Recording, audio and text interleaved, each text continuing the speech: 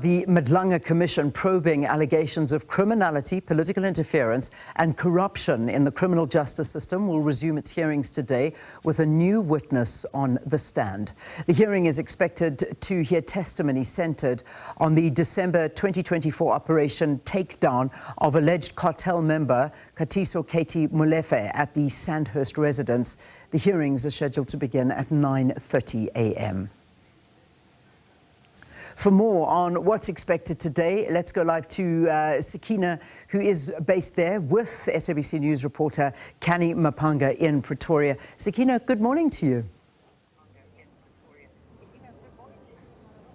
Well, good morning, Leanne. Welcome back and welcome to the nation's capital. A nice, crisp morning here in the capital and, of course, coming to you from the Bridget Mabandla Justice College. Day 22 of the Madlanga Commission. And last week, very, very eventful once again in terms of just the detail that was shared by, of course, the witnesses. We saw the return of Witness C, and earlier on in the week, we heard from Brigadier Mkhabela, who was, of course, a ballistics expert, and other witnesses as well from the Hawks. But of course, the person who's been keeping a hawk's eye on these proceedings is Canny Maphanga, our reporter here. Canny, as I say, what a week, all the revelations. And, you know, you listen to what was said about monies being exchanged, and specifically for the Deputy Police Commissioner General Sabia, and recordings, all of that. But I guess you're the best person to tell us more about that. Indeed. Sakina, we saw quite heavy allegations made against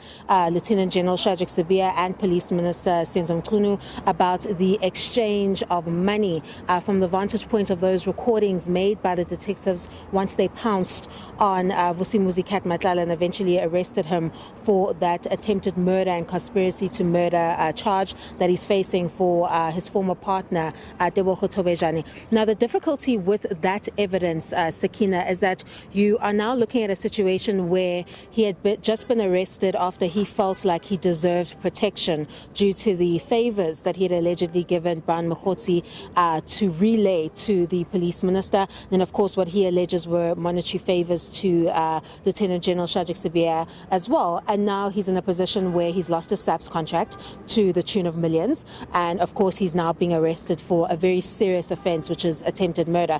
So he started spilling the beans. But it's important to note that at this stage, it is still an allegation that must be tested, because you're making very serious allegations.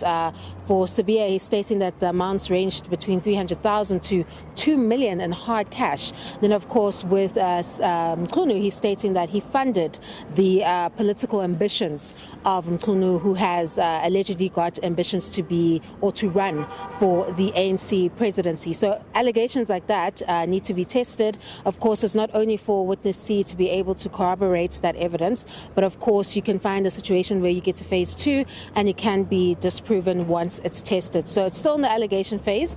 I know a lot of the members of the public got emotional about that testimony and really excited over what was being stated, but it's yet to be tested whether or not his allegations can be plausible, or was it something that he was just spilling out in frustration and anger that he lost his SABC contract and now he's facing the might of the law.